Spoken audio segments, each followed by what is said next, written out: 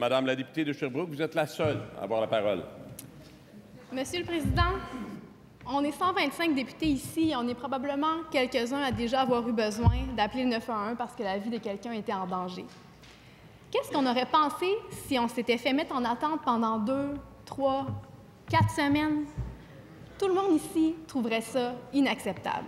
Alors pourquoi on accepte que des victimes de violences conjugales qui appellent à l'aide se fassent mettre en attente pendant des semaines pour une place en maison d'hébergement? On parle de personnes qui sont en danger. Il y a une femme par mois qui est tuée par son conjoint ou son ex-conjoint. Une femme par mois. Les femmes qui demandent une place en maison d'hébergement, c'est pas parce qu'elles viennent de se chicaner avec leur conjoint, c'est parce qu'elles ont peur pour leur vie. Demain, c'est la Journée internationale pour l'élimination de la violence faite aux femmes. Quand est-ce que le gouvernement va investir l'argent qui manque pour assurer la sécurité des femmes qui ont le courage de ramasser leurs affaires et de s'en aller? Madame la ministre de la Santé et des Services sociaux. Oui, Monsieur le Président, oui. Moi, je suis extrêmement sensible, je suis très préoccupée par toute cette problématique de violence conjugale. J'ai d'ailleurs, Monsieur le Président, rencontré des responsables de maisons d'hébergement pour des femmes, notamment itinérantes, mais je suis très sensible à toute la question de l'hébergement. Et d'ailleurs, il y a des travaux qui se font actuellement avec le regroupement par différents établissements, mais je vais aussi rencontrer prochainement les responsables du regroupement des maisons d'hébergement pour femmes victimes de violences conjugales. On a aussi investi 35 millions cette année pour le programme de soutien aux organismes communautaires dont font partie ces maisons d'hébergement. Et j'ai demandé moi-même qu'on soit bien attentif aux besoins de ces maisons d'hébergement. Certaines d'entre elles ont été sous-financées dans le passé, Monsieur le Président. Moi, j'ai demandé qu'on porte une attention particulière à ces maisons d'hébergement. Mais on va aller plus loin, Monsieur le Président. Moi, je vais les rencontrer, puis on va faire vraiment d'autres actions pour les soutenir. Essentiel pour la sécurité de ces femmes et des enfants qui vont dans ces maisons d'hébergement. Monsieur... Madame la députée de Sherbrooke, votre complémentaire.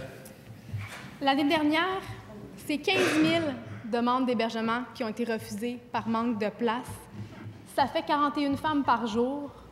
Depuis qu'on s'est levé ce matin, il y a déjà plusieurs femmes qui se sont fait refuser une place. On manque de place en maison d'hébergement. Il n'y en a aucune nouvelle qui a été construite, ouverte depuis 10 ans. Est-ce que la mise à jour économique qui s'en vient va nous permettre de répondre immédiatement aux femmes qui se sentent en danger? Madame la ministre de la Justice. Merci, Monsieur le Président. Je suis contente de répondre à cette question en compagnie de ma collègue ministre de la Santé et aussi au nom de ma collègue, la ministre de la Condition féminine, pour vous assurer qu'on travaille ensemble sur cet enjeu. D'ailleurs, Madame la députée de Sherbrooke le sait pertinemment bien. On est ensemble sur un comité transpartisan qui a également à cœur l'accompagnement des victimes de violences conjugales, mais de façon générale dans le système. Oui, les places en maison d'hébergement sont une des clés de cet accompagnement-là. Oui, c'est nécessaire.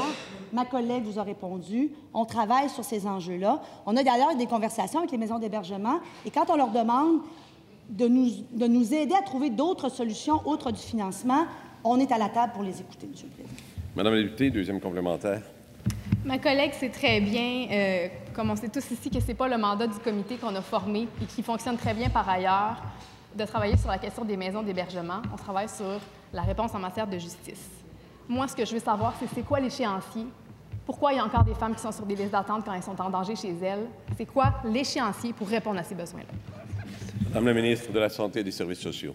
Monsieur le Président, moi, j'en ai rencontré des responsables de maisons d'hébergement pour femmes. Et ce qu'on s'est aperçu quand je suis entrée en poste, ce que je m'aperçois, c'est que l'ancien gouvernement, libéraux, ils ont sous-financé, Monsieur le Président, s'il vous plaît. Ils ont sous-financé les maisons d'hébergement pour femmes violentées. Et évidemment, il faut financer tout le monde. Là. Les maisons d'hébergement pour hommes, oui, c'est important, mais il y a un sous-financement des maisons d'hébergement pour femmes.